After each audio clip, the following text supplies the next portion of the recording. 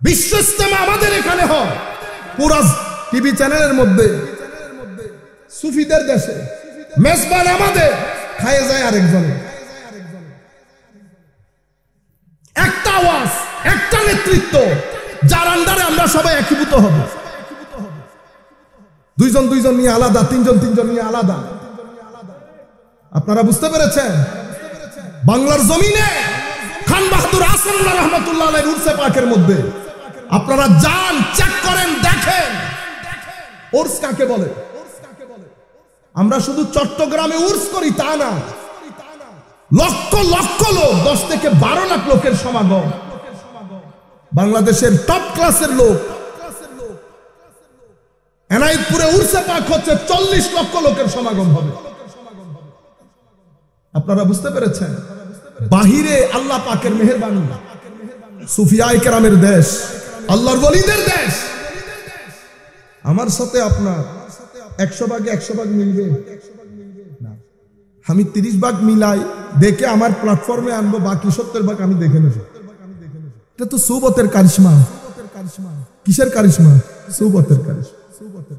এই জন্য আউলিয়ায়ে কেরাম আমাদের এখানে অনেক বেশি সফল হয়েছে। কেন? ফতোয়া দিতেন না, সুবতে রাখতেন। কেন? গুড এনার্জি ছিল। রাতের ইবাদত, তাহাজ্জুদের নূর, ইবাদতের নূর, রোজার নূর, সব নূর ভিতরে ধারণ করতেন। যারাই আসতো সুবতের মধ্যে বসতো, ইনফ্লুয়েন্সড হয়ে যেত। আপনি চিন্তা, আমি আপনাকে একটা টেকনিকের কথা বলি। একজন এসে নন মুসলিম এক সুফির কাছে জিজ্ঞেস করতেছে, আমি ইসলাম কবুল করব, কিন্তু আপনাদের আল্লাহ অনেক ডেঞ্জারাস। কেন? আমি আপনাদের কোরআন শরীফ পড়ছি, জাহান্নামের যে ভয় দেখাইছে ওখানে, আরো কি সারা জিন্দেগি ওখানে। তো হাল আতাকা হাদিসুল গাশিয়া উজুহু ইয়াউমাইদিন খাশিয়া আমিলাতুন নাসিবা তাসলা নারান হামিয়া তুসকা মিন আইনিন আনিয়া লাইসা লাহুম তাআমুন ইল্লা মিন দারিয়া লা ইউসমিনু ওয়া লা ইউগনি ইল্লা মিন জু। ও পড়ার পরে উনি পড়তেছেন পড়ে, এখন আপনি বলেন, মানে আমি এরকম ডেঞ্জারাস রবের ধর্ম কেমনে কবুল করব? আমি হলে কি জবাব দিতাম? সুফিদের জবাব দেখেন, বলতেছে বেটা, এই প্রশ্নের উত্তর কি আপনাকে এখনই দিয়ে দিতে হবে? এখন দিয়ে দিলে ভালো হয়। কোন আপনি একটা কাজ করেন, উত্তর আমি আপনাকে দেব, আপনি কিছুদিন আমার সাথে থাকেন। উনি একদিন থাকলেন, উনি অবজার্ভ করতেছেন এই জায়গার মধ্যে কত মানুষ, মুসলিম নন মুসলিম, খেটে খাওয়া মানুষ, রিক্সাওয়ালা মানুষ, উপরের লোক নিচের লোক, আসতেছে খাচ্ছে, ওনার বিহেভিয়ার গুলো অবজার্ভ করতেছে। একদিন পরে উনি বলতেছেন, হুজুর আমি চিন্তা করতেছি আপনার রব এরকম থ্রেট মারে, কিন্তু আপনি পুরা দিন এতগুলা মানুষের সাথে কথা বলেছেন, হুজুর আপনার মুখের স্মাইল মানে মুস্কি হাসিটা তো কোথাও সরে নাই, কোনো টেনশন নাই, কোনো কিছু নাই, ধারাবাহিকভাবে আপনি সকাল থেকে বিকাল, বিকাল থেকে রাত মানুষকে এই আন্দাজে সমীহ করতেছেন, কিন্তু আবার আপনার আল্লাহ জাহান্নামের ভয় দেখায়, এটা কেমনে?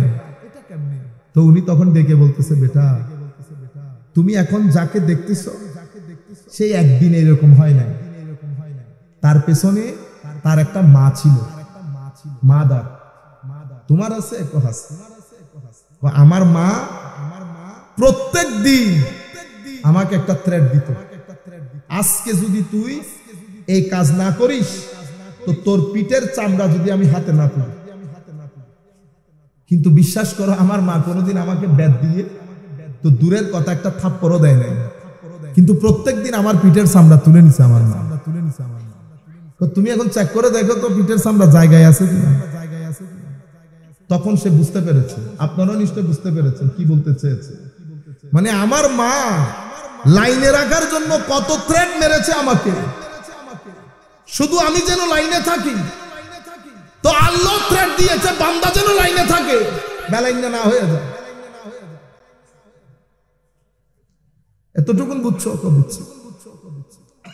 আচ্ছা, এখন যদি তোমার মেয়েকে এই জায়গায় তোমার চোখের সামনে তোমাকে পিছমোড়া বাঁধ দিয়ে কেউ যদি তোমার মেয়েকে অসম্মান করে, তুমি কি ধরনের পানিশমেন্ট?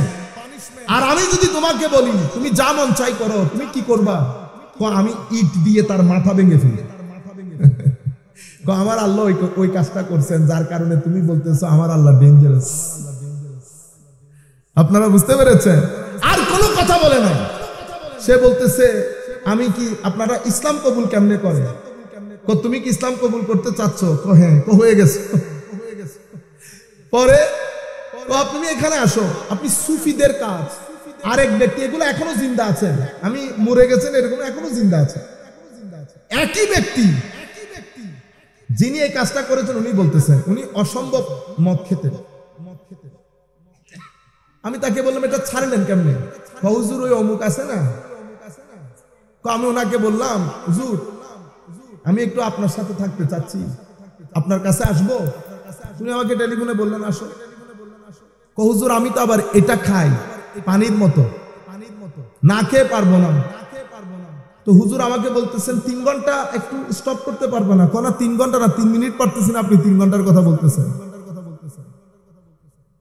হুজুর বলতেছে আচ্ছা নিয়ে আসো সাথে। ইংল্যান্ডের দেশ, ঠান্ডার দেশ, উনি পকেটে পরে লং কোট পরে আসছে, বড় মানুষ তো। হুজুর বলতেছে ওনারা আমার পাশে একটু বসতে দেন।